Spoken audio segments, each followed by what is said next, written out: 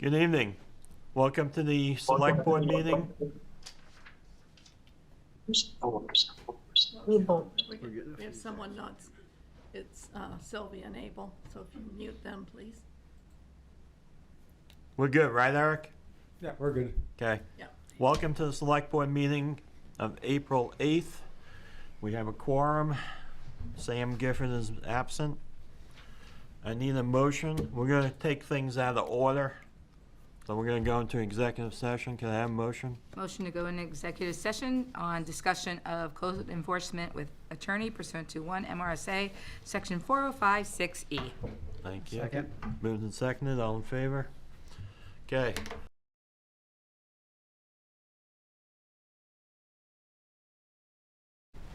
Motion to come out of executive session? Second. Moved and seconded. All in favor? Unanimous? All right, we have our attorney on Zoom who's going to explain the settlement with the Buteau property on Fernwood and what is it, White Run? Whitetail. Whitetail.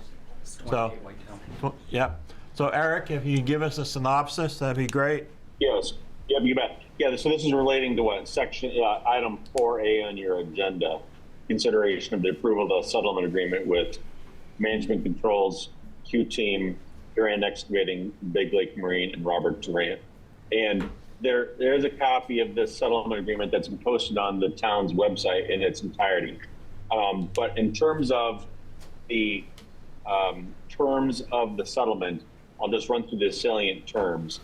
All the parties, those being Management Controls, Q-Team, Robert Durant, Durant Excavating, and Big Lake Marine, have acknowledged that their responsibility for the violations that each of them committed at the two properties, 28 Whitetail and 18 Fernwood, as described in the notices of violation, except as the ZBA found in its decisions relating to it. And then Q-Team, the town will be entering into assuming that the select board approves the settlement agreement, the town will be entering a consent agreement with Q-Team in which it agrees to pay the town $10,000 in penalties, and then its lawsuit and the town's claims against it will be dismissed. And then as for Management Controls and the Durant parties, Robert Durant, Durant Excavating, and Big Lake Marine, the salient terms are that those parties will be jointly and severally liable for restoring the sites, and that restoration will proceed in accordance with the restoration plan that was approved by the Maine Department of Environmental Protection, and which the town has agreed to. And that restoration will be completed by October 31, 2025, or October 31, 2026, in the event that the Durant parties do not perform the restoration work. And the parties have also agreed to engage a third-party engineer to kind of keep tabs on the restoration and to make sure that it complies with the DEP-approved plan.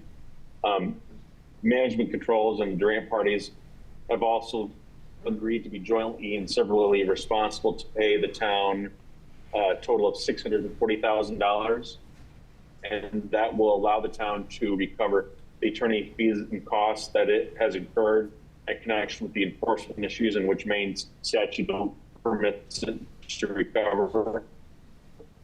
And then in addition to that, some penalties as well. In terms of the timing of the payment, $540,000 with the remaining $100,000 to be paid by October 31 of this year. And then the settlement agreement also contains some terms just relating to enforcement provisions in the event that there is a default, which we don't anticipate, but in the event that there were one. And then the parties will also be moving the Superior Court jointly for the entry of a consent judgment, which will encapsulate the terms of the settlement and in an agreement, and will provide for the parties, the Q-Team and the town to execute a consent agreement, and then for the town Management Controls and the Durant parties to move the Superior Court to the entry of a consent judgment. Okay, so you broke up quite a bit there, so I'll try and summarize. Oh, I apologize.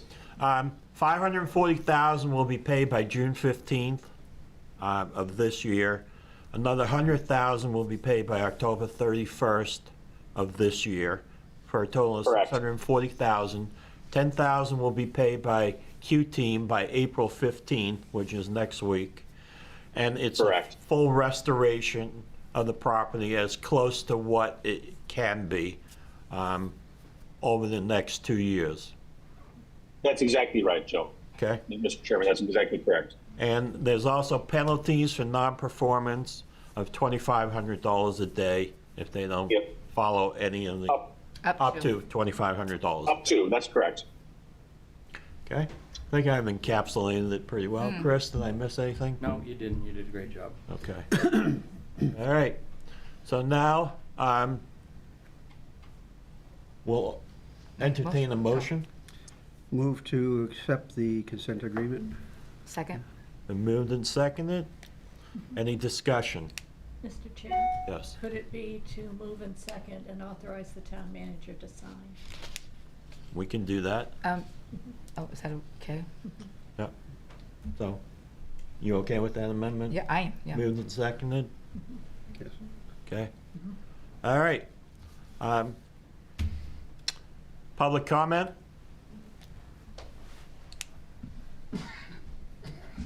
Dennis Morse, 340 Cape Road, Raymond. The amount is really impressive. How much of that is penalty? It depends how you look at it. Attorney's fees, recoverable attorney's fees were probably in the $440,000 to $450,000 range. There were some attorney's fees that are not recoverable, about $40,000. So the penalty, you can look at it as $200,000 or $150,000, because we were able to recover all the attorney's fees. Similar to what that law, the new law that went through would do? Pretty much the same? No, the new law, all that does is No. allow you to put a lien on someone. Yeah, you can put while a you're- lien on the You property can put a lien on the property. and but not issue permits. until, until it's resolved. But it doesn't set penalties or anything like that. All it does allows you to put a lien on the property and not issue any permits until the issue is resolved. So, I mean, the big thing is the full restoration. That's gonna cost a lot of money. oh, I'm excited about it. I'm not here to complain. I'm trying to figure out the penalty. If you get $550 for town fees, basically it's a $100,000 penalty? No, that's not how it is. The attorney fees are not all recoverable, Dennis. Yeah, Which we talked I know about. that, ADB yes. is not recoverable. Right. So we set this up so that we would get all of our attorney fees that would be recoverable in court, plus more. In other words, we got some of the ADB money, so you can call it a fine, or you can call it our costs. It doesn't matter. To us, That's how it you was- look at it. Yeah. To us, it was a win. We got him to stop. We got And- him. Yeah, it was time to put it to bed. I'm just trying to figure out the details. I like that. But I thought under the law, we could get all the lawyer fees and put liens on the house. No. Not at You this can't point. go retroactive on the law. The law's not in effect yet. Governor hasn't signed it yet. And then it's 90 days to take effect. All right. But the total was fines and lawyer fees, basically, and that was the total. $650,000. So it's basically 100. Okay, thank you. Peter? You want to get everyone on Zoom if anybody wants to? Oh, Peter Levitt, 2 Levitt Road. I'm pleased with this overall. This has been a crackerjack job for everybody from code enforcement to the select board on down, and I'm very appreciative of it. Pertaining to the last question, I think what I'm looking for and hopeful for is that we can put a name on it. In other words, send the message. That there was this amount of a fine. I know that the total amount is going to impress, hopefully, anyone who's thinking of doing this again. But it would just be nice to have the name on it for the press or for wherever publications are, where we could say, and fines in excess of $100,000 or something like that. The way I looked at it, Peter, was it was probably about $440,000 in recoverable attorney's fees, and a $200,000 fine. I like the sound of that. Eric, do you agree with that? Essentially, yes. You know, so in terms of main law, the town's able to recover its fees incurred, its fees and costs incurred in connection with the enforcement. And it's a little less clear as to whether or not you can recover the fees for a Rule 80B action. You know, in terms of the recoverable costs and whatnot under the statute, I think that's about $420,000. And then the town incurred, you know, a little bit more in connection with the 80B. So no matter how you look at it, there's a significant penalty there. Is there anyone on Zoom who has any questions? If so, please raise your hand. There are none raised. Could I add one more comment? Yeah. The other thing I would mention is, I know we had expectations of maybe some people had wanted a bigger fine, but the problem is, if we go to court, there's no guarantees that a judge will give us our attorney fees. It's happened to this town before. A couple of years before I started here, we went with a slam dunk, went to court, and we got the violation corrected, but we didn't recover any of our attorney fees. So this was the safest route for the town to take, and I support it with, you know, as well as the rest of the code enforcement. Just so you know, when we were in mediation, we had a judge, former judge, who was the mediator, who highly recommended we accept this, because she said you could drag this out for another 3 or 4 years, and there's a good chance you won't get as much as what you're getting here. So. Eric and his team did a great job in mediation, you know, and it was an all-day process, but we stuck it out, and we appreciated it. So anyone else on Zoom want to make any comments? No? No hands raised.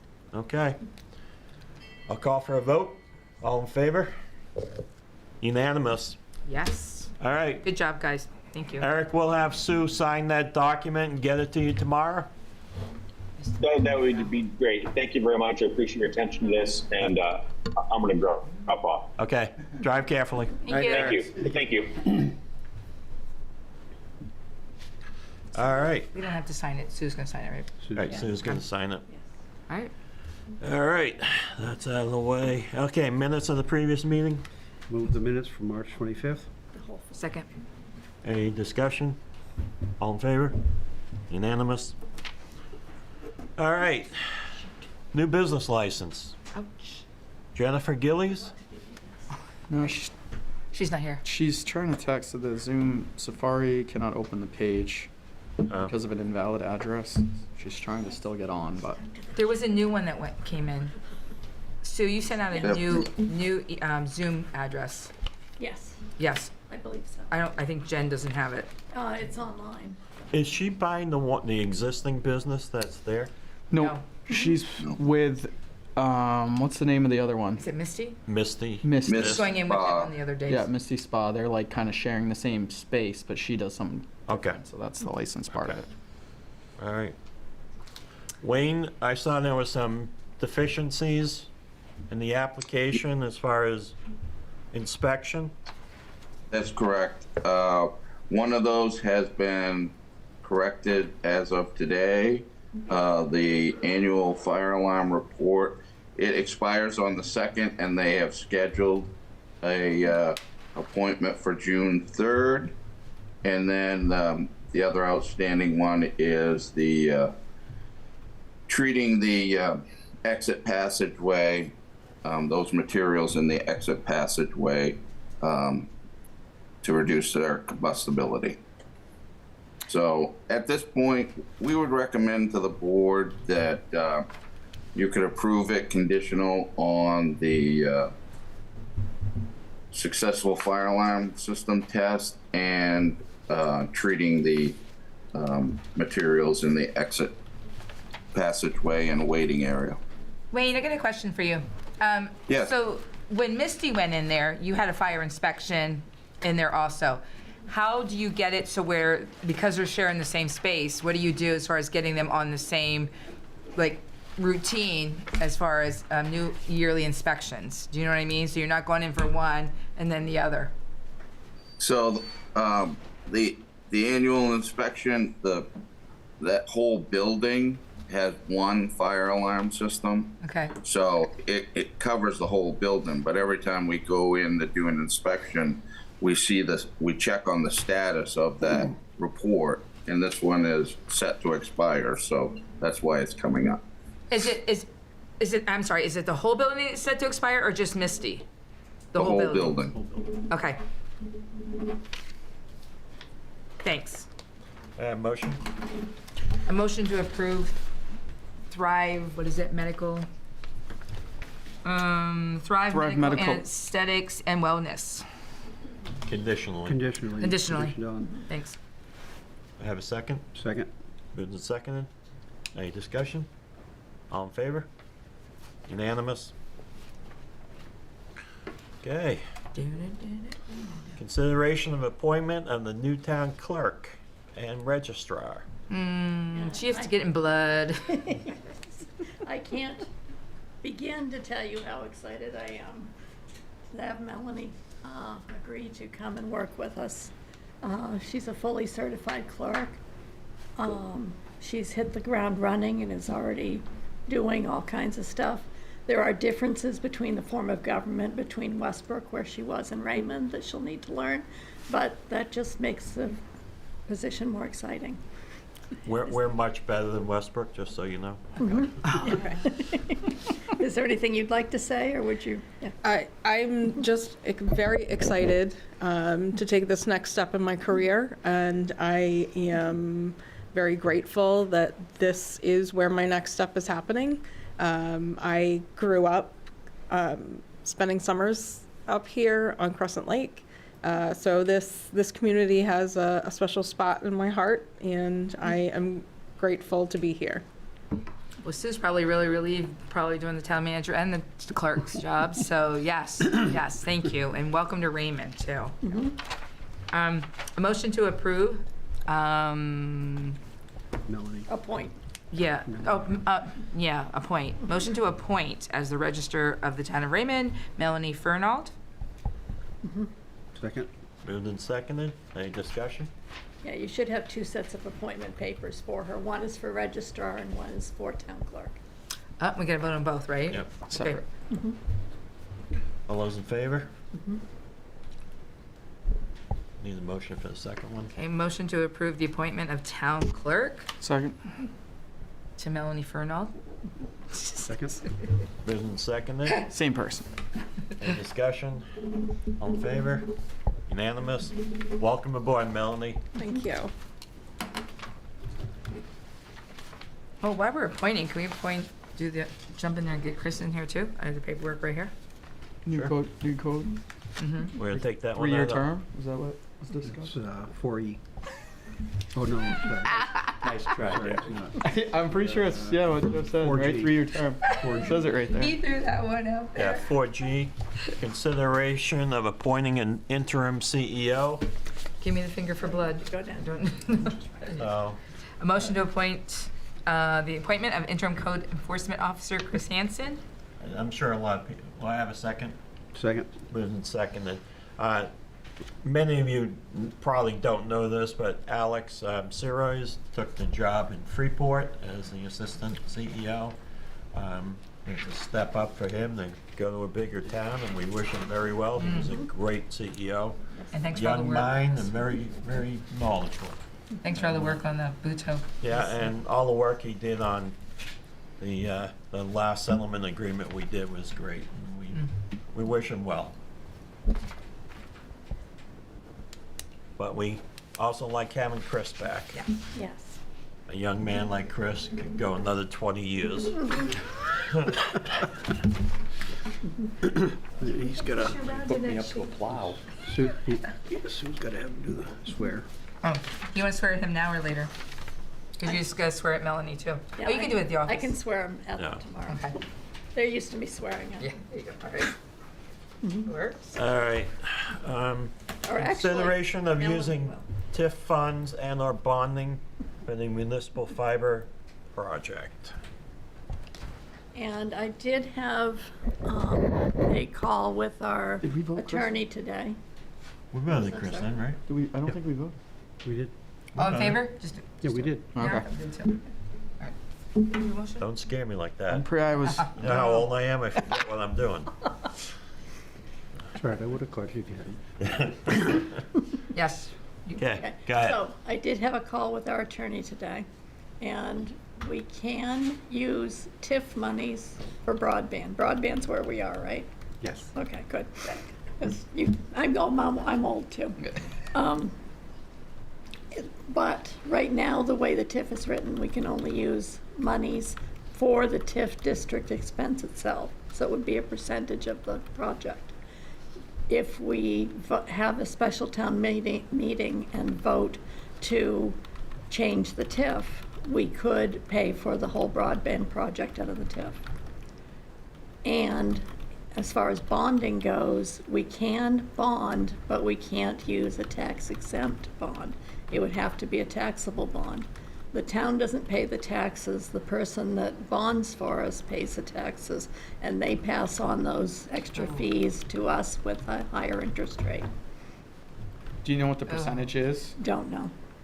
It'd be a lot. No, not, I'm talking about the percentage of it in TIF. In TIF, it's a very small percentage. Is it? Okay. Yeah, it's a very small How percentage much? of the town. Therese, why don't you come on up here? Oops, we got somebody in the waiting room. How much do we have in CIP under technology? Let's see, I think I had estimated it was, at the close of fiscal year '23, because I don't have my budget book with me tonight, 163,000. And then for FY '24, we added another 100. And then you've got in your proposed CIP, I believe another 100. 360. Another 200? So that'd be 363, so you have to come up with another 300,000. Are we doing the whole thing of the 885? Well, you gotta remember there's what we have in there right now doesn't include the expansion to the Right. fire. So that we were taking out of the CIP, out of the technology. I for was that. coming out of technology? Yeah. Yeah. So that uses, what, 200 and some odd thousand, well, It was 187. 187,000 out of that is going toward expanding it to the Tower. towers. Tower. Yeah, so total was 800 and, 85, right? like 835,000 total, if I Oh, I remember. thought it was more. I thought it was like 855, 857. No, Well, it's 667 and 187. 844. Yeah. So minus the what, the 185 you said? Can you just say 185 for the, It was 187 to go to the tower. But we have 657? 263 and about problem with a 394. non-tax exempt bond is nobody's gonna buy them. Yes, that was the other comment that the lawyer had today, yes. Right, nobody buys them. So it's like 394, say 400,000. So you're saying too is only a small percentage can go into TIF. Unless we Unless we expand it, expand the TIF district. Yes. makes sense to do anyway. Well, no, not expand the TIF district. Because of the law changes and the push for broadband statewide, the law's been changed so that for TIFs, you can include all the infrastructure for broadband. So we have to do a special town meeting? We'd have to do a special town meeting. There isn't time to get it into this one. Okay.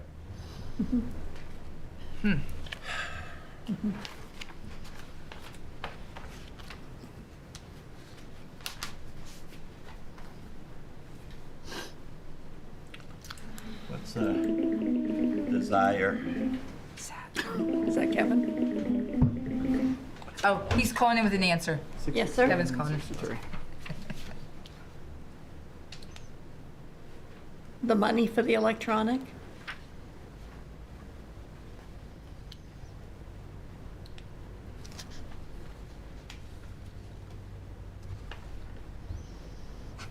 Okay, for the total cost.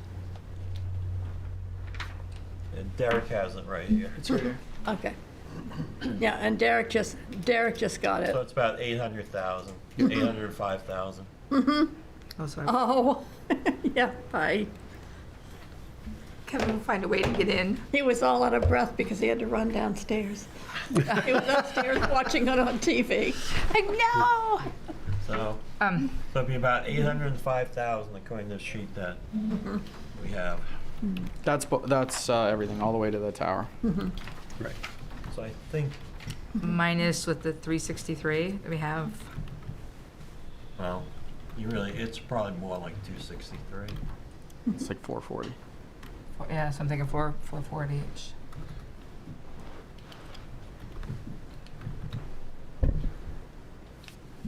So we go with the special town meeting. I think we're gonna have to No, that's right. try and make it a TIF project. I think so. Well, it makes sense. So do we just pull that warrant article off? You can. And do you want to add that to a special town meeting with the TIF Yeah. change? Okay. So do we In here? do we have to do a motion now to pull that article off? No, because we haven't voted on the, we Haven't can finalized. You haven't finalized the it. warrant. So when we finalize it, we'll take that article out. Okay. But the warrant that I have in that packet, you can't sign. You'll have to come in tomorrow to sign. We don't like tonight. All right. We can't sign this one. No. All right. Well, I mean, you can still leave it on there. This way you have options. Yeah, Just because you pass a warrant article doesn't mean you have to act on it. but we need to make ballots by the end of this week. Well, what I'm saying is Oh, I we'll leave see. it on there. You leave it on there because it says Say we if you can. wanna go out and bond. It says we can bond up to that amount, so if we Right. decide we don't want to bond for that, then we don't. Okay. Yes. Okay. But if we don't want to do that, then never mind. But we, I got it. in order to But the have it all probability of it picked getting picked up is, in order to get it to all, be able to run it all under TIF, we need to amend the TIF, Yes, which we can only do that through the special town meeting. Right. that's correct. Does May work for a special town meeting? They can. We could do it with our May meeting. I believe so, yes. I think there's enough time. So why don't we do that? Everyone agree with that? Yep. That work for you, Derek? yep. Okay. All right.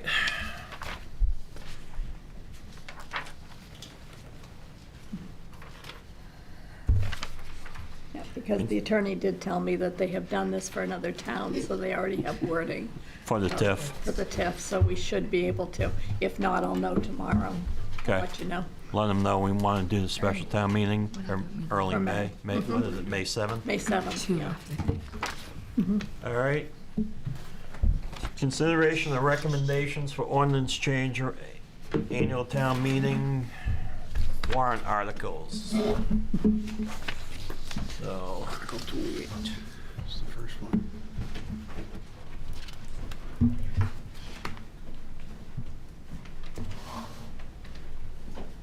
Article 28 is the first one. Wait a minute. so these came to us from the planning board, starting with Article 28. 28.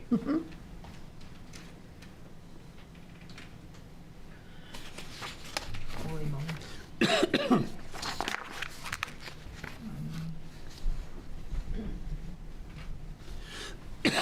All right. Can you see? Wait a minute, that was Yep. the land use before. All right, shall the building construction ordinance be adopted as in addendum 27? Planning board recommends Article 28. Just a summary, this newly adopted ordinance would organize the existing enforced codes required by state law with the intent of making the information easier to find for the general public, designers, engineers, etc. Motion to recommend Article 26 as written. 28. 28. Oh, sorry, 28 is written. Second? Moved and seconded. Any discussion? All in favor? Unanimous. Article 29. Shall subsection 300-9.26 accessory dwelling units and subsection 300-9.12.2, terms defined of the land use ordinance as adopted May 21st, 1994, and amended through June 13, 2023, and subsection 350-6.27, accessory dwelling units, and subsection 350-8.2, terms defined in the shoreland zoning ordinance as adopted May 21st, 1994, and amended through June 13, 2023, be further amended by adding the underscored language and removing the language and strikeout text as in Addendum 3. Planning Board recommends this proposed amendment is necessary to maintain consistency with new accessory dwelling units law contained within LD 2003,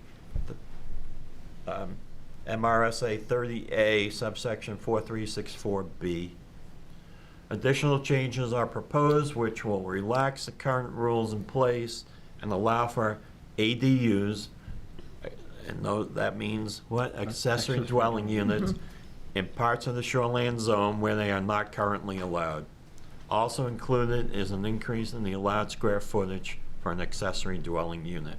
Motion to approve Article 29 as written. Second. Moved and seconded. Any discussion? All in Chris, favor? Wait, question. I was just gonna say, Chris, anything you want to add to that as far as what, No, you know, the need for it? no, I think it makes sense. You know, we have the more restrictive 600 foot limit, and the whole Cape is in shoreline zone, so this will allow some of those places to have an accessory dwelling unit, and it'll also allow the increase in size, make them 2 bedrooms instead of 1. So what's the difference between the accessory dwelling unit and like an in-law apartment? Accessory dwelling units can be rented out. An in-law apartment is for in-laws only. So you could have a house with 2 kitchens and 2 dwellings, but it's not divided into, you can't rent one of them out. It'd just be 1 unit. So we have a lot of places on the Cape that have upstairs is for a living for 1 family, and then down below could be A different. for, well, an in-law would mean that grandpa or grandma live downstairs or something like that, but you can't rent it out to the public. Kind of like what I have then. Yes. Okay, all right. I get it. Anything else? All in favor? Unanimous? Oh, wait. Oh, Peter, sorry.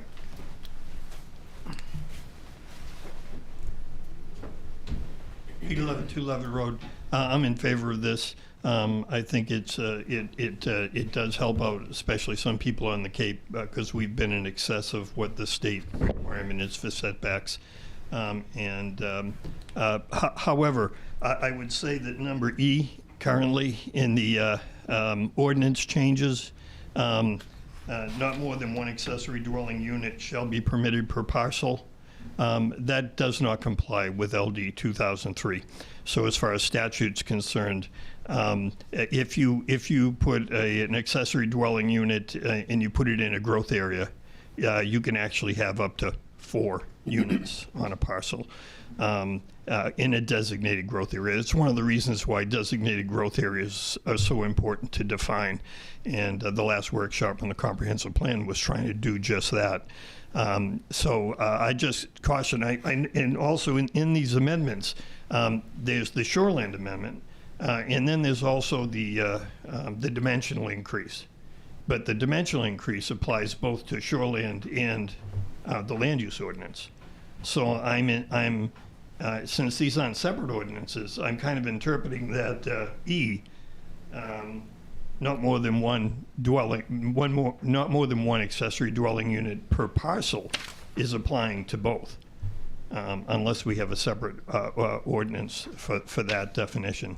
So I just caution you in that that distinction hasn't been made yet. To the question, as far as I'm and I may be mistaken here, Chris, I often am, but as far as in-law apartments, they truly don't exist anymore, do they? No, they do. An in-law apartment? Mm-hmm. So can you tell me how we go about enforcing that? Or It's difficult. Okay, Because to have an accessory dwelling unit, there's separation required. yeah, In other words, if it's attached to the house, you have to have fire separation between the two units. Yeah. An in-law apartment, the best way for me to explain it is, it's free-flowing. So let's just take this room, for example. Yeah. You have your living area here. You walk through that door, Sure. and you have another unit. There's no fire separation. which is why you wouldn't be thinking of So- renting one of those anyway, So right? what we do in the code world is when I issue a certificate of occupancy for a home with, it looks like a duplex, except it's free-flowing, we put a condition on there that it can't be rented out, that it's an in-law apartment only. And if they change it Yeah. to an accessory dwelling unit and they comply with this new ordinance, they could have an ADU. Yeah. But a lot of these in-law apartments still exist, and they're just not rented out. They're for family members only. Sure. If they want to change it, they have to come in and get a permit to change it. And so just to clarify, as far as LD 2003 is concerned, goes into effect July 1st of this year. An accessory dwelling unit of up to 1,250 square feet can be freestanding. Correct. It can be an attachment to. Yes. So there's options there as well. If it's an attachment to, as an ADU, it would have to comply with separate entrances, firewall, and all those other good things. But then those would be rentable, And a separate address as well. separate address as well. So those would be rentable. I think one of the things that we've wrestled with a little bit is just, especially in the lakes area, does this really address kind of the intent, which was to create some a more affordable housing? Or are these just basically going to be used for revenue generation? And if it's down on the lake, then, is it an Airbnb? Is it short-term rentals or whatever? I'm in support of this, don't get me wrong. I think that down the road, we may have trouble with in this policy. Peter, stay there a second, just for a second. So here's my concern on this whole vote thing, because now I want to take my vote back on this, because you brought up some. Haven't voted yet. Yes, you did. Well, Yeah, yes. you We did didn't vote. call for comment, so Okay. you reversed that. So reason being, this is where we're in new territory, because I don't want to get into where we are with the whole solar thing where it's new. So you just brought up a really good point. So you've got a house that's down on the waterfront, and they can put up this ADU, and they can put up several ADUs on their property. That's not my understanding. I thought it was one. And actually, Chris, in the shoreland.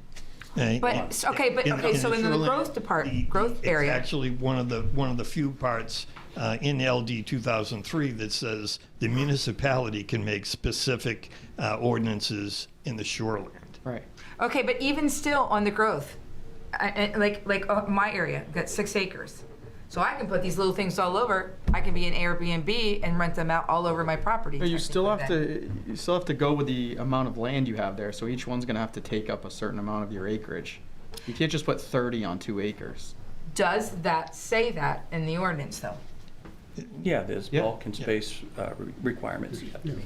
There's square footage. And And you have lot coverage, there's all Yep. kinds of different Lot, things that go yeah, with it. you have lot coverage.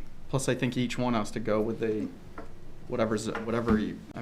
it's all different. You got to pick one zone. You got to pick one spot to really tell you the exact specifications for that. But if you're, Well, where, what are you in? What zone? What are you? I'm in rural. Rural. But Peter kind of found, And you have 6 acres. I believe you still can only put. You would be maxed at 3, wouldn't you, including your primary? 3 ADUs. 3 total, including your including your house. You Okay. can only get 2 more. But still, On 6 still acres. even 2 more. Talk about congesting an area. Yeah, so 2003, that legislation, basically 2 comments. I don't want to take up too much time on this, but number one is the fact that as far as how this ordinance is written, it's kind of like anything else. It's wait till someone applies and then you go to court. And basically determining, can I do this or can't I do this? So that's number one. It hasn't really been tested yet as far as all of the questions involving it. Same thing with the solar, though. Sure. Yes. Sure. The second thing, but it's better to have some ordinances, and actually, I give a lot of credit to our code enforcement in developing the fact that Raymond was ahead of the curve on this before it even showed up in the legislature as far as talking about this, as Chris has mentioned, as far as in-law apartments and stuff like that. We were way ahead of the curve as far as crafting ordinances. As far as the worry on the shorefront, the lakefront, I think the setback 250 feet. That kind of takes a little bit away from the fact that, okay, we're going to party on the beach, because it's 250 feet back. In Raymond, 100 foot is the setback for a house. So this ordinance also took that into consideration as far as taking some of that away. I guess my comment was simply on the fact that I believe ultimately what the state was trying to do was provide more affordable housing and a 1,250 square foot dwelling for rent on Sebago Lake is probably not that. Well, I think the other thing too with that is that if you have this house on the water that you've had for generations and your taxes are now starting to go up and up and up, it gives you another avenue to have a small 1,200 square foot rental property to help offset some of that, so you don't have to sell it and you don't get taxed out of a property you've had for a while. Well, that was somebody else's reason for some of I that. get that, but I also get that a lot of people are, coming in, swinging in here and swiping up properties to do the Airbnbs. So when Peter brought up that fact about, that you can put several on property, that kind of worries me, because all of a sudden you've got more issues with people that are doing the Airbnbs to be able to control several families on one property that they're renting out, and then meanwhile the owners aren't here. So that is a big concern of mine, and I guess I'm trying to find the Yeah, so I think a couple of that- things you guys have been wrestling with, licensing or other options for ordinances involving short-term housing and the like. That also hasn't really been clarified yet as far as what we have as far as LD 2003, as far as, what we can and can't do as far as talking about ADUs turning into short-term housing. Short-term rentals. So that is something that's on the horizon, and it's getting closer. I think the other thing that I've talked about a little bit in my role on the comprehensive plan is the fact that I think that, and this is not lost on present company, code enforcement potentially can have a very busy schedule after July 1st. No guarantee. Right. But just saying, as far as the how busy code enforcement could potentially get, not just in this municipality, but in general. In reality, what 2003 did, as far as legislation, is it took all the ordinances we've crafted as far as density, and kind of changed it. And the bottom line is, we have the choice to do that, or the state will do it for us, unless that legislation changes or gets challenged in court. Well, I agree. I think the legislature took local control away and said you can build multifamily homes wherever you want. Well, right. So are you comfortable with this ordinance? Well, yes and no. I know that Peter brought up some concerns. I think I have the same concerns, and some of those concerns are that eventually we are going to have to look at an Airbnb ordinance. That's coming whether you do this or not. Oh, I think we ought to be doing that. And I too. think that this does allow people to stay in their homes. I know several residents that live on the Cape that have maybe 5 acres of land, but they can only have one principal structure on that property. And I get that, And they, and I and they agree with can't that. even have an accessory dwelling unit because they don't have enough land. So that will help those people stay in their homes. Yes, we're going to have problems. Peter's right. There's going to be some problems. But, we're mandated to do this. It's not like we have much of a choice. Oh my God. Okay, so I guess I get the new rules. I get the new laws. And I know we have to put them in place. But I think too is I don't want to run into the issues and end up in court because of, oh my gosh. So if we vote this down, it has to go back, but we have to do this because it's being mandated.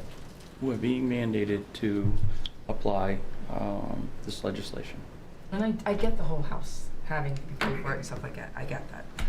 We have, so maybe this will make you feel comfortable. Prior to 2017, we allowed ADUs in the shoreline zone. And the reason we did was the DEP didn't look at it as a separate dwelling. They looked at it as an accessory dwelling. I know that sounds weird, but to have 2 dwellings, you need twice the acreage, twice the frontage on the lake. An accessory dwelling, you don't need that. But in 2017, they changed their stance on it. So I was permitting ADUs in people's garages way back in 2016, 15, 14. No problem. Jack did the same thing before me. So we're kind of going back to that. Okay. And you still, that's the point that you're bringing up on the one that you have for 6 acres, even though it's not shoreline, because shoreline doubles it. Right. But to have your 6 acres in rural residential or whatever you have, you still have I think my understanding is you still need the 2 acres per dwelling that you want to build. You want to build a 1,200 square foot house, that's as big as you can get anyway, and you want to build another one because you have 6 acres. Right. If you had 5.5 acres, you're only allowed 1 plus the house that you live in right now, your primary. So it's not like you're gonna have 30 of them in a 6 acre lot. They're not gonna be popping up everywhere, and they're only so big. They're 1,200 square feet. I know, but then all of a sudden that every time you drive down Wyndham, you see somebody's driveway, backyard is now a whole development. You know, there was 5 trees there in this area, and now there's 10 houses. You know, it's crazy, and I Yeah, don't but want. what I'm rain saying is you like that. can't do, if you have a 2 acre lot, you're not gonna be able Can't do to, it. you can't do it. The difference is Wyndham's density ordinance is way less. Way less than ours. You can do a half-acre lot in some zones. You can do an acre in other zones. We're 2 acres and 3 acres in the rural districts. Okay. Yeah, So- yours might only have 2 now as it is anyway, if it's a 3 acre minimum. This might not be too popular, but the way I see these things going is more the reason that they wrote the law in a way to encourage the growth areas, the designated growth areas, was to say, you know, this could be a potential for workforce housing. This could be the potential for not necessarily short-term rentals and income generation. But quite honestly, 1,250 feet, a lot better than 750 feet. And I was a little adamant about that with the planning board. But 1,250 feet is not something probably most of the people in this room are used to living in. But I'll tell you, a starter home in Levittown, New York, after World War II, and the GIs are getting back, and they haven't gotten their wives pregnant yet. You know what? They're in 1,250 square feet. That's where they were. We called them starter homes. Yep. So I would just tell you that would be more my sense of where you're going to see this, if anywhere. And we'll wait and see about that. Did you live in Levittown? I didn't. Different spelling. Okay. All right, I'm good. All right. All those in favor, just to make sure again. Okay, unanimous. Article 30. Shall subsection 300-13.3, general requirements, and subsection 300-12.2, terms defined in the land use ordinance as adopted May 21st, 1994, and amended through June 13, 2023, be further amended by adding the underscored language and removing the language in strikeout text as in addendum 4. The proposed amendment would allow higher density development for affordable housing development within an open space subdivision. Motion to recommend Article 30 as written. Second. Moved and seconded. What is open space subdivision? It's a cluster. It's like a Where they allow you to cluster the housing, and then in lieu of that, you keep open space around the subdivision, like. Would that be like Raymond Hills Yep. area up there? Yep. Okay. Yep. You could reduce your house lot size. Yeah. It And then allows you have leave open it, space. so that way you can disturb where the deer and everything are in a smaller space, and you leave it. the your rest of the infrastructure is less, Okay. All but right. you in lieu of that, you have to have open space. Okay. Peter? Yeah, I'm in favor of this as well. It does have that word affordable housing. The distinction, very clear, has been made to me. It's not housing that you can afford. It's affordable housing. So I would tell you, under affordable housing in this ordinance, A and B, as far as the outlining what is required and defining what is affordable housing, this is right out of the definition of the state of Maine. So it's based on income from the area, what the median income in the area is. And it's also, A is for renting, and B is for owning the property. And when the affordable housing is incorporated in this, basically it's all included in the deed. So it's all clearly spelled out how long you have to keep it affordable. Okay. Anybody else? All in favor? Unanimous. Article 31.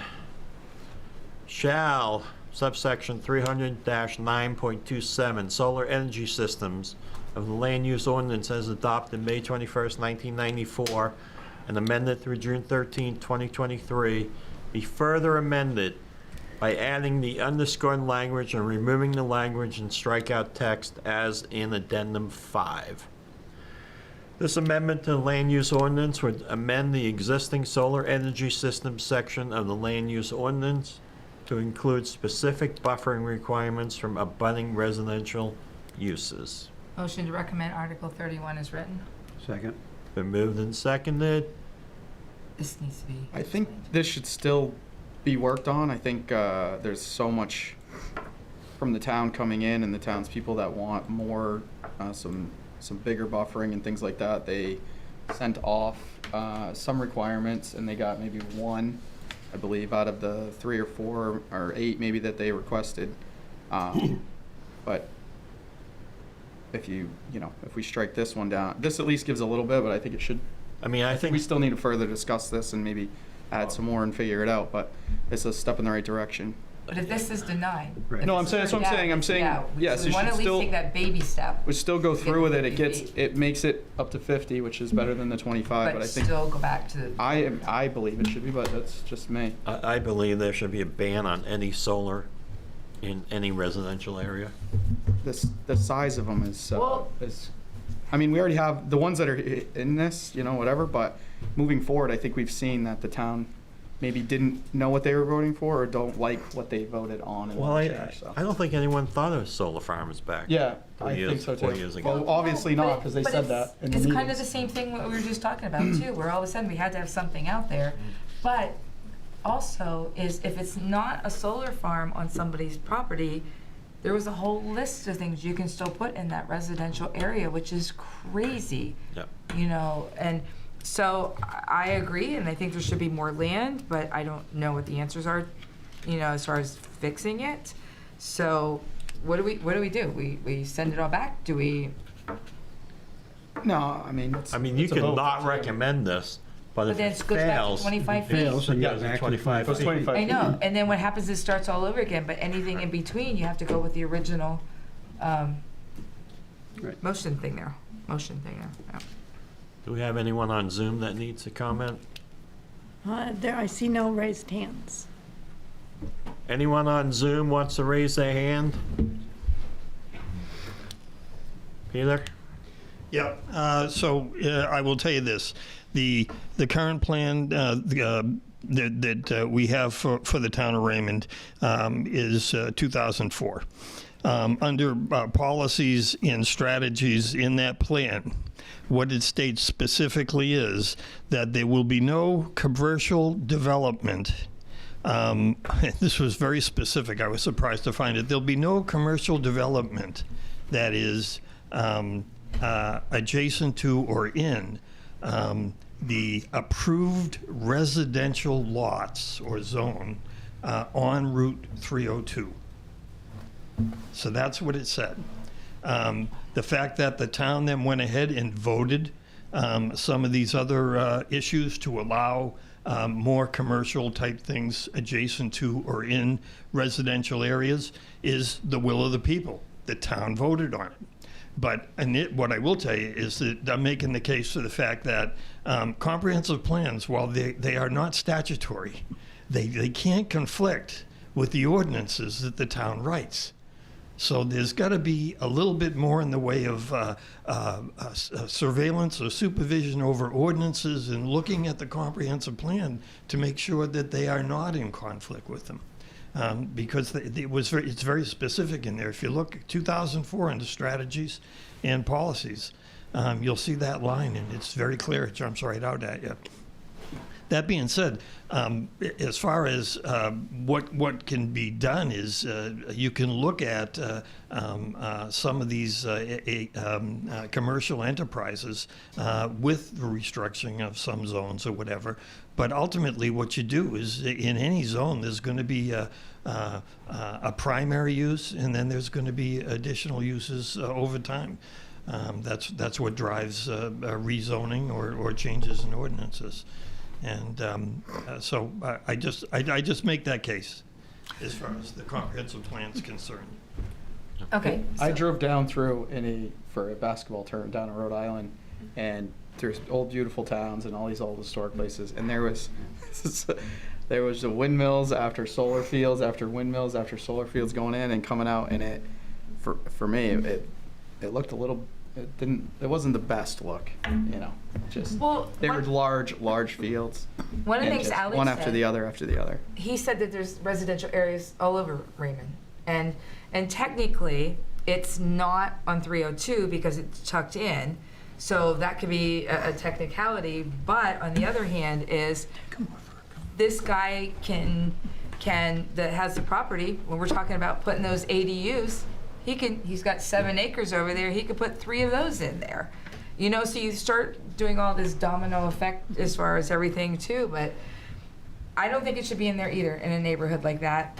I don't know what the wording is, but We do have someone on Zoom that hasn't raised her hand, but I think since she turned on there's her hand. Hi, Jennifer. Hi. Yeah, so I just wanted to, kind of where I stand on this and such. I guess what I would say is similar to your other conversations, the issue is that when we were voting the solar ordinance in, the way that a lay person, right, a non-land use attorney person, a citizen who lives in Raymond person would read that solar ordinance that says solar is allowed in residential areas, it was our understanding that we were voting, because again, I'm going to say I voted for the thing, that I was voting to allow people to put solar panels on the roof of their house. Never in a million years would I think that you could take somebody's land in rural residential, shoreland zone, etc., and lease it out to a commercial solar farm abutting a neighborhood. And just on a personal anecdote, today my neighbors and I, there was 3 houses and 6 dogs, and we were sitting in one of our neighbors' backyards that is abutting where the solar site is going to be, looking at the eclipse for 2.5 hours.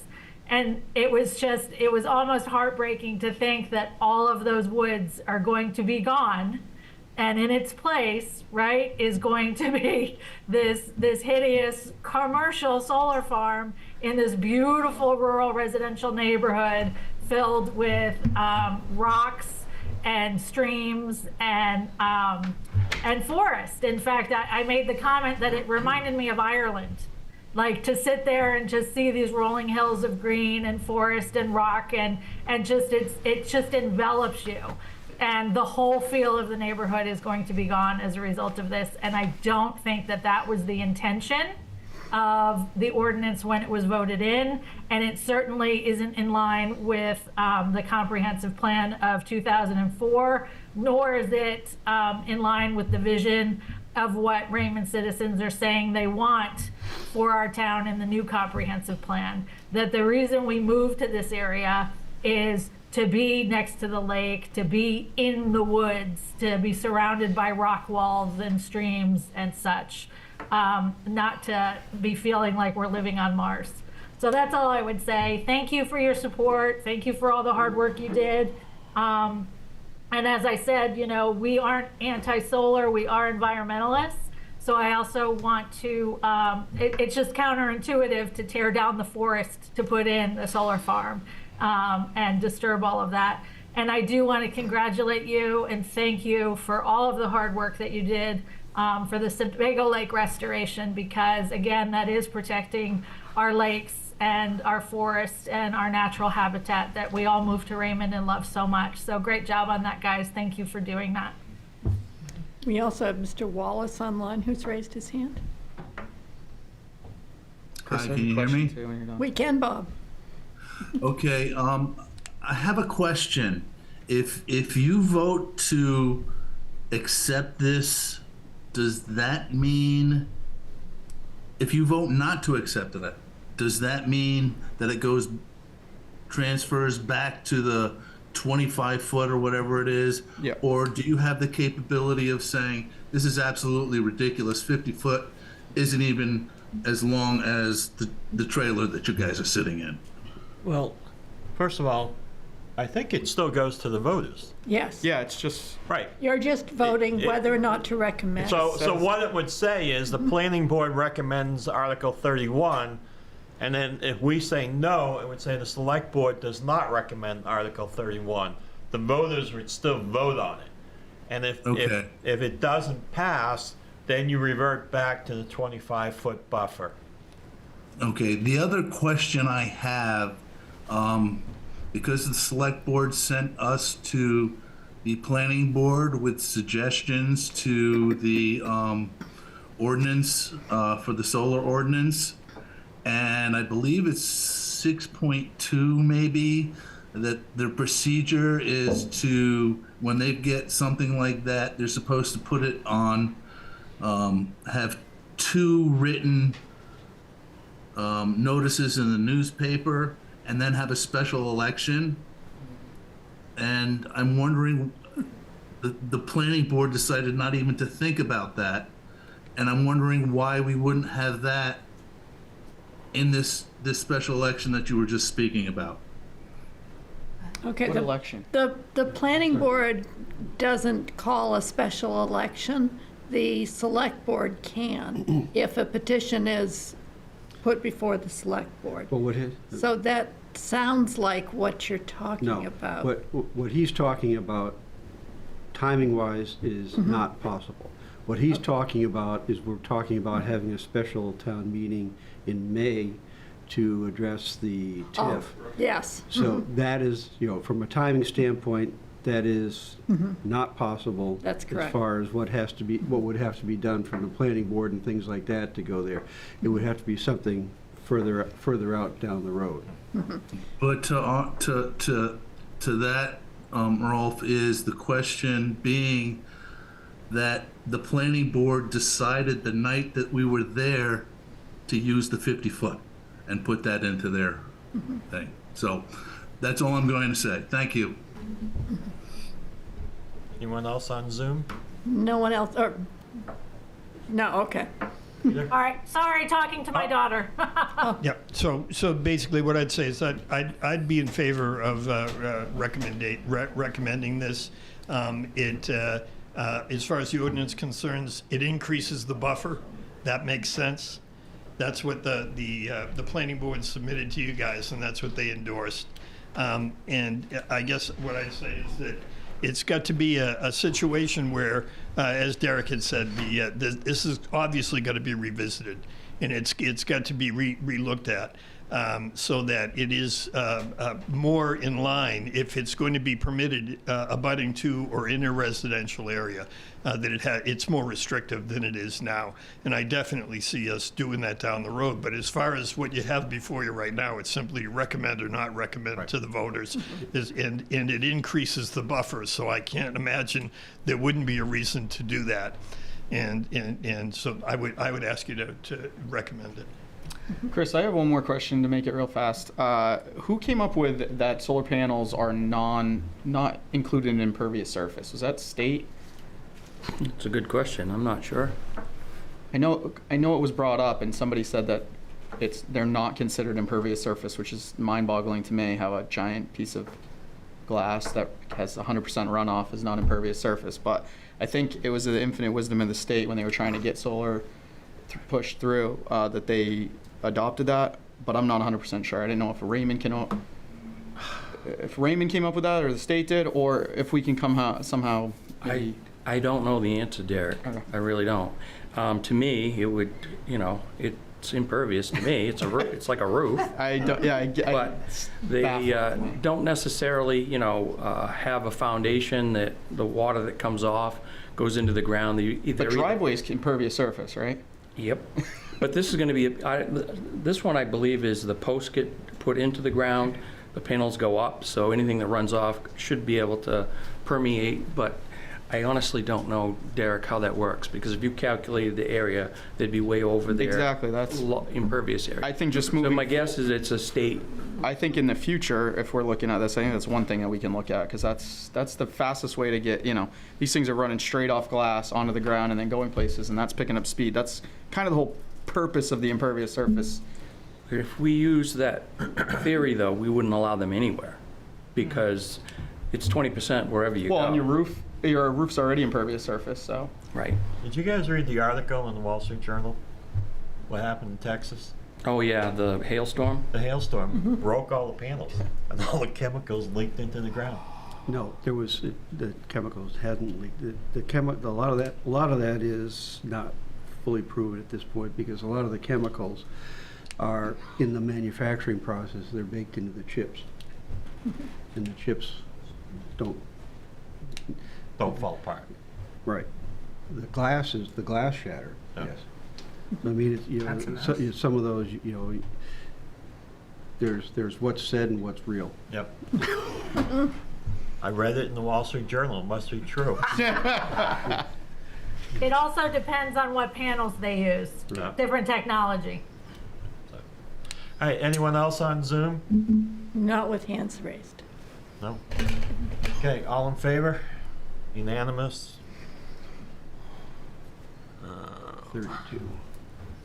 Article 32, shall subsection 300-3, conformance with ordinance and subsection 300-12.2, terms defined in the land use ordinance as adopted May 21st, 1994, and amended through June 13, 2023, be further amended by adding the underscored language and removing the language in strikeout text as in addendum 6. This amendment to the land use ordinance would amend sections in Article 9 that were found to be inconsistent or lacking clarity following a legal analysis performed by an independent contractor hired by the town. Motion to approve Article 32 as written. Second. I mean, motion to recommend Article Right. 32. Didn't I say that? No. No, you said to approve. Yep, that one too. Been moved and seconded. Any discussion? Peter? Nope. All right. I don't want to miss you again. All in favor? Unanimous. Article 33. Referendum question AE, shall the town of Raymond vote to repeal the building code of the town of Raymond for flood damage prevention requirements adopted March 31st, 1981, and amended it through March 15th, 1997, and replaced with a new floodplain management ordinance as in addendum 7. This repeals and replaces the existing outdated ordinance to maintain mandatory compliance. Motion to recommend Article 33. Second. Moved and seconded. Any discussion? This is the article where I keep getting bombarded from FEMA?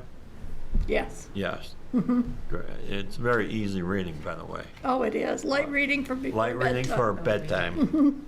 All right. All in favor? Unanimous. And once you finish that, I have Robert's Rules of Order in my office. Okay. Article 34. Shall the business license ordinance as adopted July 14, 2020 be amended by adding the underscored language and removing the language in strikeout text as in addendum 8? Excuse me. The proposed changes makes the license application one time, removing the language for renewing the license. Motion to recommend Article 34. Second. And seconded. Discussion. Yes. So if this one, what if this one has like alcohol? does that have to be? That's different. That's the alcohol Alcohol license is license. different. This one. That's a different, this is. Yeah, this is just a business license. A few years ago, or whichever year it was, we did this, 2020, was it? Yes. When Scott Dvorak was here, he and I tried to make changes to this so that we could put some teeth to collecting personal property taxes. Yep. It ended up just being a fiasco. It hasn't been enforceable. I give up, and Okay. we just want to pull all that out, basically. Okay. I mean, we really don't have a lot of businesses that will pay a lot of money in personal property tax. Not anymore. It was more irritating than anything else, especially to the tax collector. Okay. And that particular problem has been resolved. Good. All those in favor? Unanimous. Article 35. Shall subsection 300-2.2 land use regulation map and subsection 350-2.1 districts and zoning map as amended through June 13, 2023 be updated as shown in addendum 9. This changes the zone from LRR2 to VR for a section of Main Street. Motion to recommend Article 35 is written. Second. Moved and seconded, discussion? I'm gonna recuse myself. I have property on Main Street, so I won't vote. Okay. Derek is going to recuse himself. Any comments? All in favor? Unanimous. So you're right, with one recusal. Okay, that takes care of all those, right? Yep, looks like it. Alrighty. We're now on the final final approval of the annual town meeting warrant. That one. So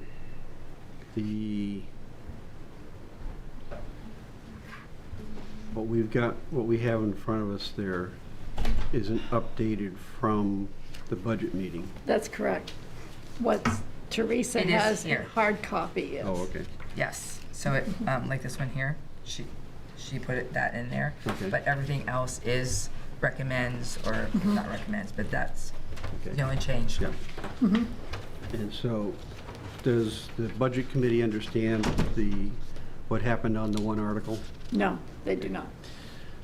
On the article for the Public Works building, the second vote that the Budget Finance Committee had was an improper vote.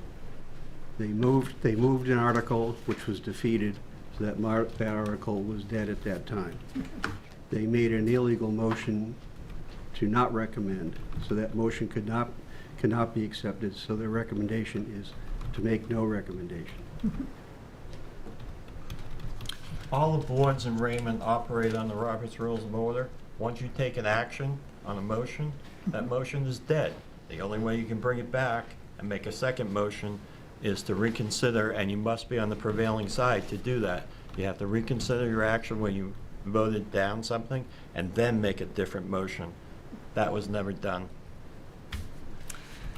So, what we're doing now is we're making a motion to accept the annual town meeting warrants with the only change in here would be Article 26, as Select Board recommends Article 26. Budget Finance Committee made no recommendation for Article 26. We're not changing, well, we're moving that as, our A whole. motion right now is to Move the whole accept that as written. Okay, so a motion to accept, as written, the annual town meeting warrant. Second. So what got changed? Article 26, where it says Budget Finance Committee recommends, does not recommend Article 26. The Budget Finance Okay. Committee said they did not recommend, Okay. So, and it was because of an illegal motion. Oh, so this has that change in here. Okay. Yep. All right, so, been moved and seconded, right? Yes. So, discussion. I came to that Budget Finance Committee meeting and listened to the misinformation that was put out there. Here's an engineering report dated March 20th, 2024, all about the building, Yep. property. Here are schematics showing the floor plan. Also showing a rendering of that building and what it would look like. Here's another schematic of many different views of that building and what it would look like. This is not a pig in the poke, or however it was referred to, a Yep. pig in a poke. This is a well-thought-out plan for a new public safety building, a new public works building that has been needed in the town of Raymond for many years. We're finally moving ahead. We have a plan. We have schematics. We're working on putting this out to bid so we know what we're looking at. What this warrant article says is 6.2 million is what you can bond up to. You know, so we don't know what the bids are going to come in for. The other part that really bothered me is there was no consideration given for the safety of the public works employees. We had a storm last weekend where people worked 70, 80, 90 hours in a row without any sleep. A couple of the trucks broke down. They were outside during the storm, laying on the ground trying to fix the Darn trucks. fix the trucks. He was gonna do it. I almost lost it You there. understood.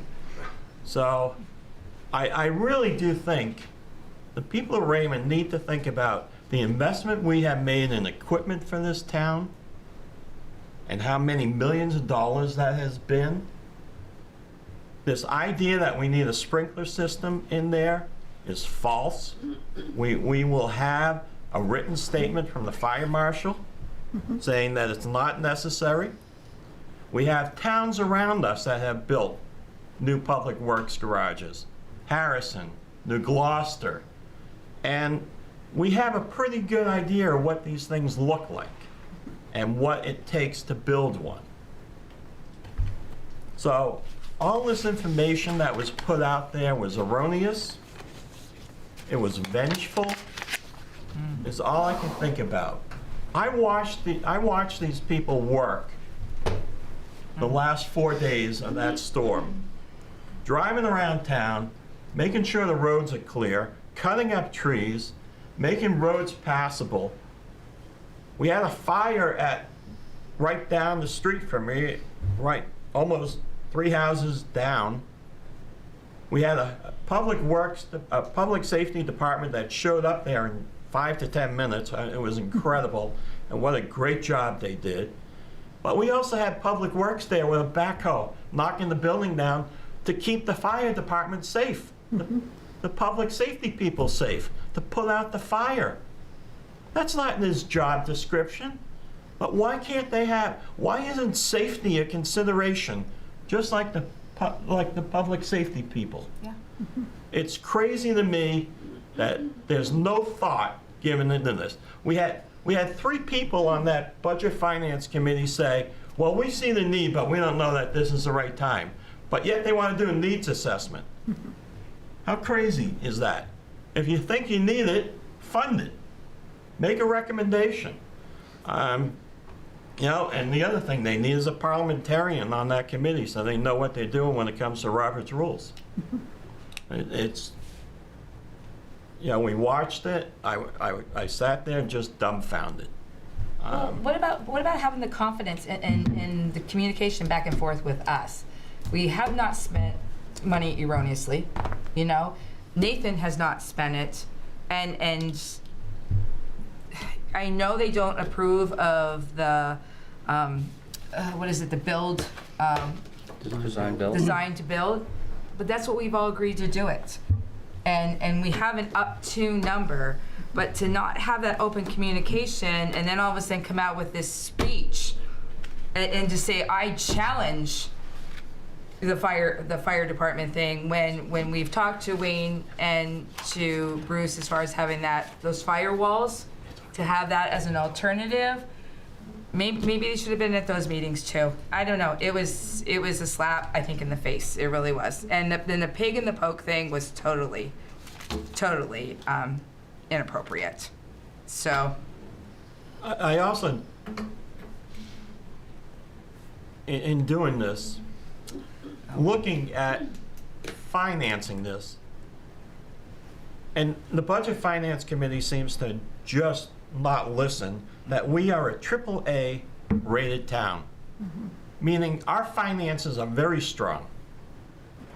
And the only reason this is a good time to do it is we are retiring $285,000 in debt payment.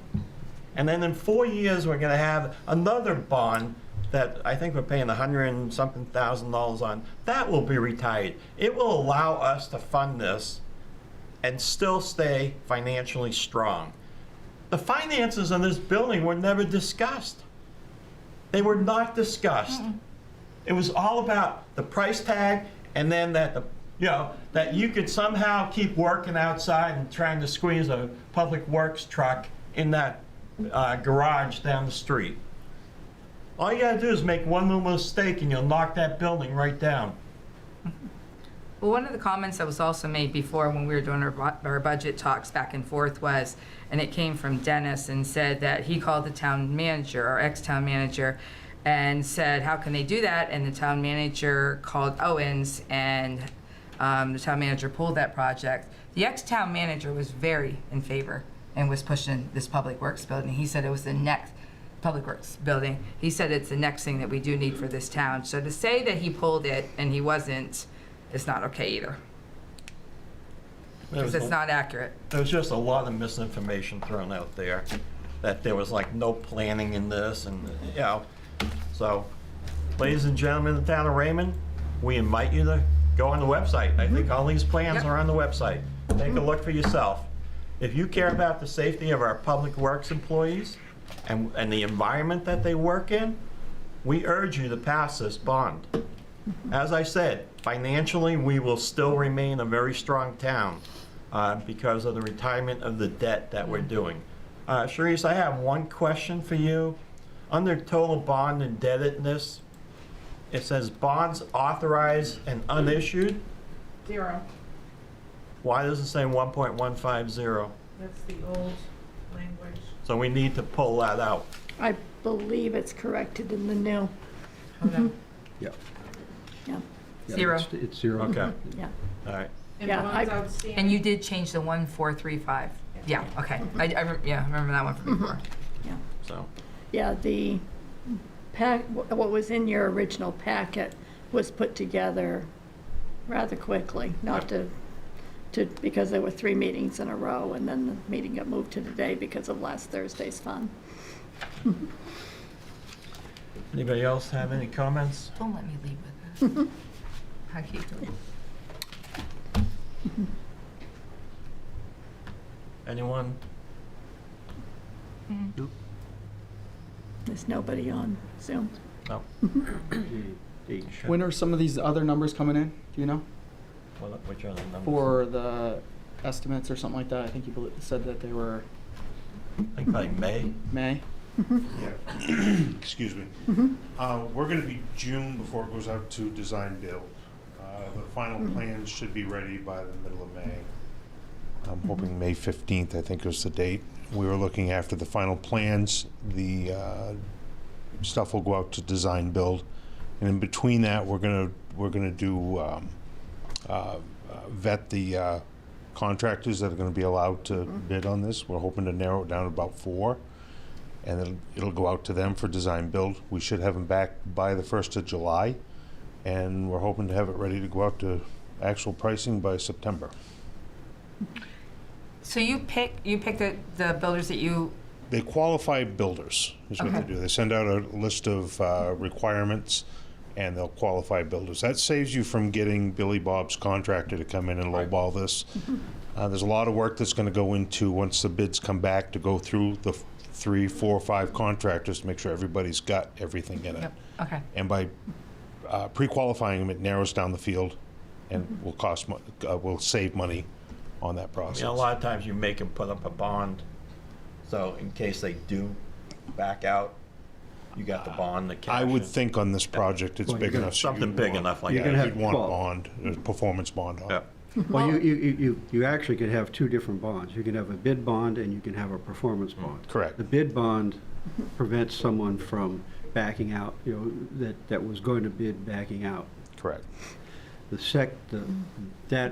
That bond expires once the contract is let. And then you have a performance bond that the successful contractor would have to post.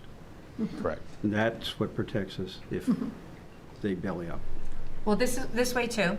It's on record for anybody that's watching this, because now it's a question that may come up, how we do our bidding and how we're getting contractors. Now it's This is pretty standard design build. I didn't know that, to be honest, either. Pretty standard. We had a meeting, Sue and I went to meet with there was the structural engineer, electrical engineer, mechanical engineer, the architect, and our hired-on engineer, Owens. So we're getting pretty close to the final design. Great. We changed a couple of things, minor things, and I think the next one is sit down and actually pick out flooring, doors. Do I get to do that? Yeah, it'll probably be all her And the curtains colors. and the pillows. Okay, No, Okay. I think it's great. all right. Thank you. All in favor? Unanimous. Representative, the Maine. Maine Waste to Energy Board. Anyone has any interest? I'd like to nominate our Public Works Director, actually, because he's been quite intimate with the waste of Raymond. Say that? It's a good way of putting it. Yep. Thanks, Sue. You're welcome. I have a motion. Is he willing to accept it? Before we move it. Yeah, I was the backup anyway. Yes, he when Dawn has was here. Okay, move to appoint Nathan. Second. Motion is to appoint Nathan White to be the representative to Maine Waste to Energy Board. Any discussion? All in favor? Unanimous. Thank you. All right, time for public comment. Peter?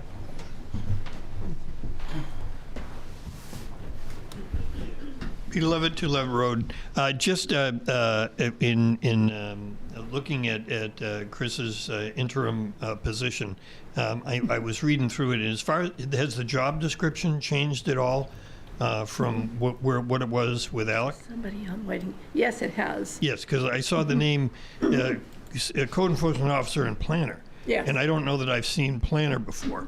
So can we elaborate on, or can you elaborate a little on what the job description changes? What the specific changes are, I can't, other than it does include planning. Alex has been doing a lot of the planning role, and he and I talked before he left, and he felt that we would get a much better candidate pool if we included that as a part of this job. It wouldn't stop the need for the planning that we have Jim Seymour do from Sebago Technics. Jim is, from what I've seen, very, very good at the ordinance changes and advising the planning board and advising the select board when need be. And Chris can speak more to this, I'm sure, than I can, or more intelligently than I can about the specifics. But that's the hope, is that we'll attract someone who sees this as a step up in the planning world. Yeah, I guess just my observation over the some of the controversies over the last year or two in the town regarding ordinances. That one of the things that impresses me is the fact that, and I have the highest regard for Jim Seymour. I've worked with him, and he knows what he's doing. Sebago Technics is great. I don't have any issues there. I'm just wondering if this job wouldn't attract, as it seems like the job description and how it's crafted would have someone with a little bit of municipal planning background, so that some of these issues a lot of these issues are straightforward as far as guidance, and I know we've got competent legal guidance in this as well. But I would tell you that my experience with ordinances is that they tend to, in not just this municipality, but in general, get formulated based on a reaction. Someone applies for something. You don't have an ordinance. So what the planning board needs to do is be reactive to that. And sometimes that's done in haste. Sometimes it's not as thorough as it could be. Therefore, having someone with a little bit of a municipal planning background that could look at these things and work along with code enforcement and the planning board and legal to say, well, you know, maybe we'll put a pause here and we'll research this a little bit more, because my sense is that we need to have a higher level of detail here. So that would be, and so when I read the posting online and I saw the word planner, that excited me a little bit, because I believe everything I've been involved with over the last 2 years involving this town has to do with that word planning. And Alex basically rewrote the job description for me before he left. All right, thanks. Anybody else? Chris? I'll try to be very brief. Just wanted to give you a quick overview of the storm. As you know, Public Works, Fire Rescue were very much inundated with calls due to this abnormal, the heavy snow. You shoveled it, you know exactly what we mean. The Fire Rescue Department did up staff. We set up an EOC, or Emergency Operations Center, at about 5 a.m. that first morning. Handled over 60 incidents for fire and rescue for trees and wire issues. That day, 8 medicals, 6 alarms, and then eventually in the end, a building fire, which was a definite challenge. We were kind of tasked with, impacted rather, by the lack of internet and phones at the fire station, kind of enforcing the need for this fiber ring to be installed and to have that Starlink and everything that Kevin wants to do, so your public safety department doesn't lose its phone communication. We operated under my cell phone the best we could, but my cell phone isn't an advertised number out there, so people couldn't reach out and grab us unless they showed up at our door or called 911. Part of the reason why we set up an EOC is I have the CAD computer right beside us, and Cliff and I manned that, and we were able to pick the calls that were for us out of that long list of calls the county was handling, and kind of take away those calls from them, that burden from the county, and we handled dispatch of our available resources. When it's all said and done with, we're going to probably end up with that 60 jumping to about 100, because those calls are not officially recorded in any computer system. They're on paper form right now. And we haven't had a chance to get back and put them in. So the fire itself, I wanted to mention that we had a massive mutual aid effort here with towns from Mechanic Falls to Pownell, from Gorham to Naples, and every single thing in between that came out to help us haul water. Lieutenant Gillies was the water source officer, and he reports over 200,000 gallons of water that he filled trucks with, over 200,000 gallons of water. So that was what was trucked at that fire. I wanted to reach out and say thank you very much to the chair for getting us pizza. Thank you again. And it was much needed, and the troops are very appreciative. Public Works Director for coming out with his excavator, the excavator, not that you own it, it's the town's, but came out with that, not once, but twice. We had a rekindle a little later on that night, and I think we were back until 2:30 when we left, something like that. So it was an extremely long night for everybody, and Nate was great to work with that, and without his help, we couldn't get back into the building once that failure of the oil happened and caused that fire to spread everywhere. So it was just unsafe. So I wanted to mention that we had that massive mutual aid effort, and to thank all those folks, because without them, we don't get our job done, and without the support of the community and our Public Works Department working together, it wouldn't have been a success. And importantly, to our guys that came out, guys and girls, who came out, a lot of them came back from home, from Cumberland or wherever they live, and came to this fire to help us out. So it was a big effort, and we're very thankful that occurred. Not the fire, but the people coming out. Right.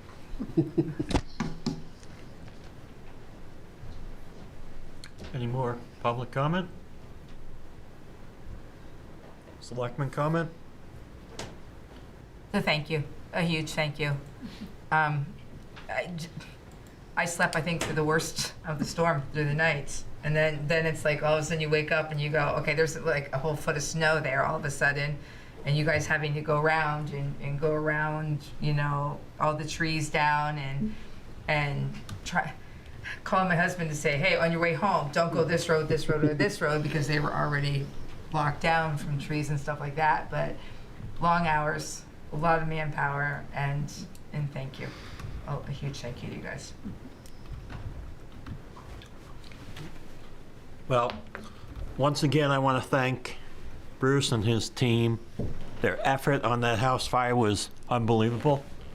It opened my eyes up to what really goes on. And when I saw two of those people go into a burning house, come out, and their uniforms are almost on fire, it opened my eyes to how brave that is and the effort they put in. And I feel bad for my neighbors. They were away, and they came back and watched their house burn down. I can't imagine that. I cannot imagine that. So, but thank you.